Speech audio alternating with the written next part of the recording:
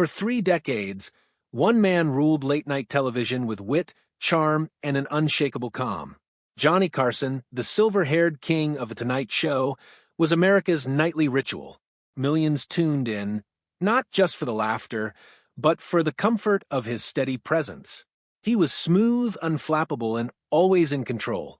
Even when jokes bombed or guests misbehaved, Johnny handled it with that sly grin and an arched eyebrow that said more than a paragraph ever could.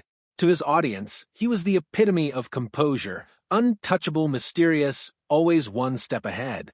But behind that perfect posture and polished humor was a man of deep sensitivity. On rare occasions, the mask slipped, the cool veneer cracked, revealing a raw, emotional truth that stunned the millions watching. These were the moments that reminded America that behind the greatest talk show host in history lived a man capable of profound feeling. Today, we revisit the moments that made Johnny Carson cry or come very close. 7 encounters that broke through the wall he spent a lifetime building. If this kind of story touches your heart, if you're someone who cares about truth, responsibility, and speaking up for the voiceless, please like this video, subscribe to our channel, and share it with someone who should hear it. Let's get started. 1. Jimmy Stewart's heartfelt poem. It began as a light-hearted interview with an old friend. Jimmy Stewart, the beloved actor with that familiar stammering voice, was one of Carson's favorite guests. By 1981, Stewart was in his 70s, a legend in his own right, but a humble one. He brought along a poem he had written about his dog, Bo. The audience expected a laugh, perhaps a sweet, nostalgic chuckle about man's best friend.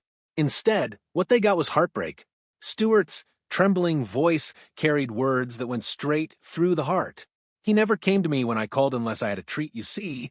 But now I call, and he's not here, just the echoes of my call and me.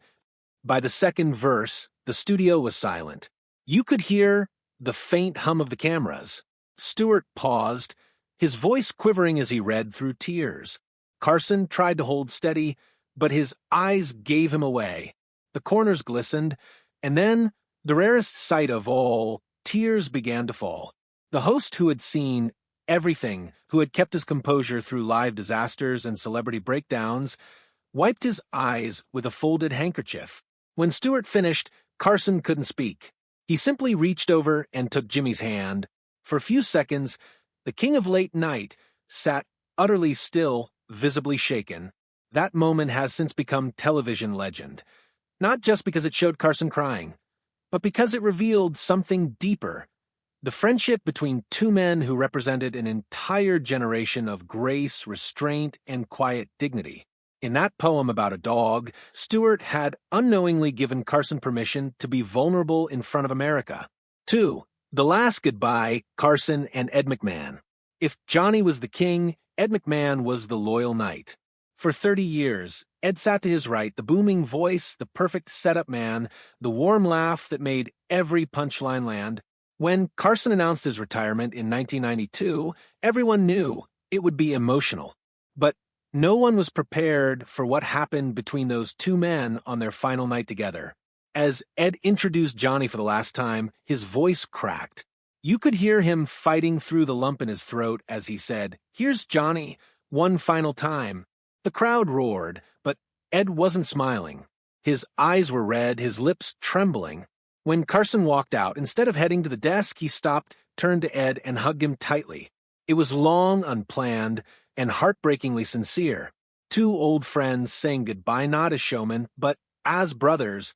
During the monologue, Johnny's jokes faltered. He paused mid-sentence more than once, and the camera caught him blinking hard, trying to keep the tears back. At one point, he simply said, "I can't do this." In 30 years of broadcasting, Johnny Carson had never lost control of his stage. But that night, emotion conquered professionalism. And that made it perfect.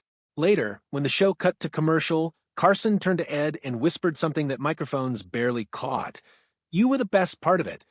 For millions watching, that goodbye felt like the end of an era, not just of a television show, but of an entire age of sincerity and loyalty on screen.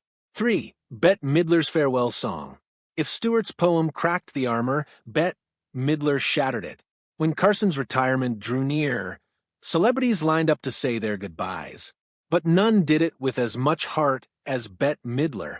She walked onto the set in 1992 with her usual sparkle and mischief, but there was something different in her eyes. The weight of what was about to happen. She and Johnny reminisced about the old days, trading jokes and laughter. Then, in a quiet moment, she asked, "Would you like me to sing something for you?" Carson smiled, unaware he was about to experience one of the most emotional performances in television history. Bette began to sing One for My Baby and One More for the Road, the old Sinatra ballad about goodbyes and late nights. Her voice was low, intimate, almost trembling. By the time she reached the line, "It's 2:45, there's no one in the place except you and me," Johnny was gone. He leaned back in his chair, eyes wet, mouth trembling. Tears rolled silently down his cheeks as she sang directly to him. The audience could feel it, too, the sense that this was more than a performance. It was a farewell between two artists who understood each other's loneliness. When the song ended, Carson stood, took her hands, and whispered, "That was beautiful." The moment was so powerful that NBC replayed it repeatedly in its farewell specials. Even years later, Bette would say, "It wasn't an act. I could see his heart breaking." For Robin Williams, the laughter behind the pain. Few guests could light up Carson's stage like Robin Williams. His energy was pure chaos, a whirlwind of impressions, voices, and explosive humor. But behind that manic brilliance was a soul as fragile as it was gifted. When Robin appeared on The Tonight Show in the early 80s, Johnny could barely contain his laughter. He'd throw his cue cards, hold his face, even walk off the set just to compose himself. But there was one appearance that lingered differently. During a quieter segment, Carson asked Robin about fame, about what it was like to have the whole world laughing. Williams paused just for a second and said softly, "Sometimes it's the laughter that keeps you from falling apart." The audience chuckled nervously, unsure if he was joking, but Carson didn't laugh. He leaned forward, studied Robin's face, and nodded. It was a moment of silent understanding between two men who hid their pain behind humor. Later, when news of Robin's death broke years after Carson had passed, that clip resurfaced, and viewers realized just how much was unsaid in that brief exchange. Carson once told a friend after the taping, "There's a sadness in that man. I know that look."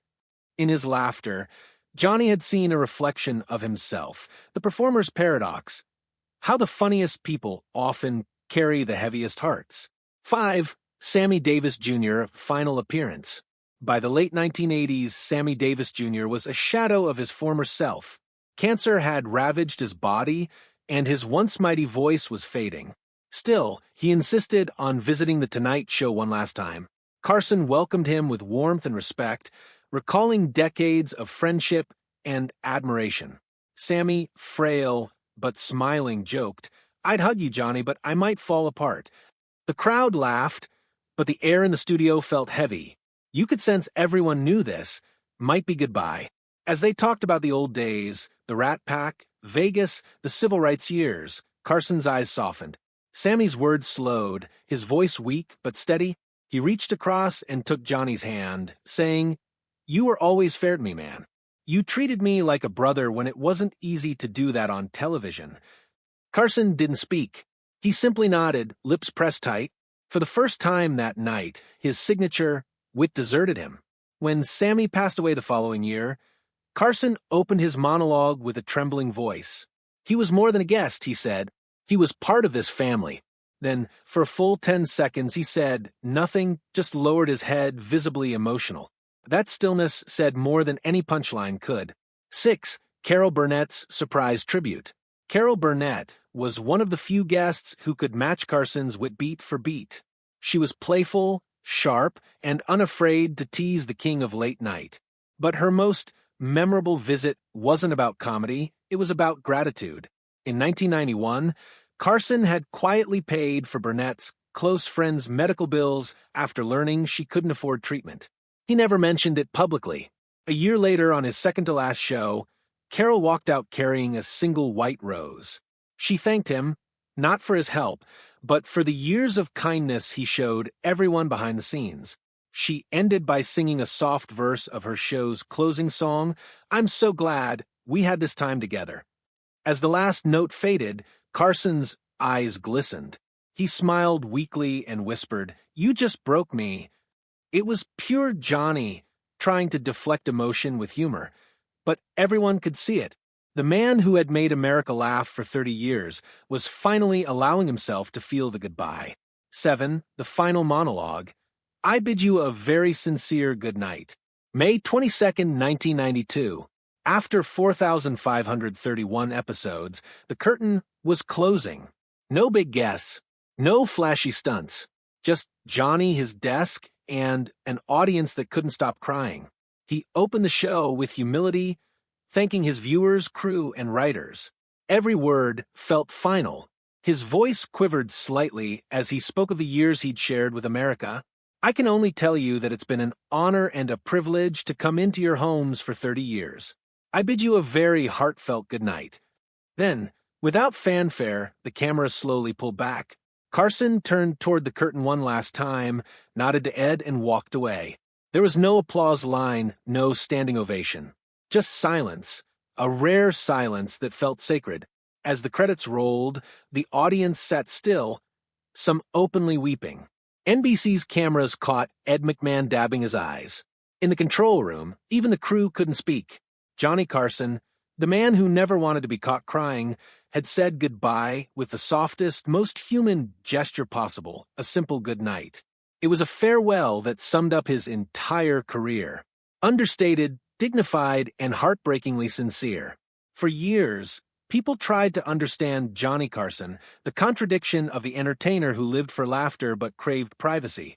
Friends described him as warm in private, but distant in public. He could make a room roar, and then vanish into silence the moment the lights went off. Yet, in those rare moments of emotion, Jimmy Stewart's poem, Bette Midler's farewell, Ed McMahon's final introduction, we glimpse the truth. The humor wasn't armor, it was his language. The show wasn't just entertainment, it was how he connected with the world without revealing too much of himself. Carson once said, "I was happiest when I could make people laugh, and then leave before they found out I was human." But the world did find out, not through scandals or interviews, but through tears that slipped past his defenses on live television. Each of those moments lives on not because they showed Johnny Carson the star, but Johnny Carson the man. And maybe that's why, decades later, people still revisit those clips. Not for the jokes, not for the guests, but for the reminder that even legends are allowed to cry.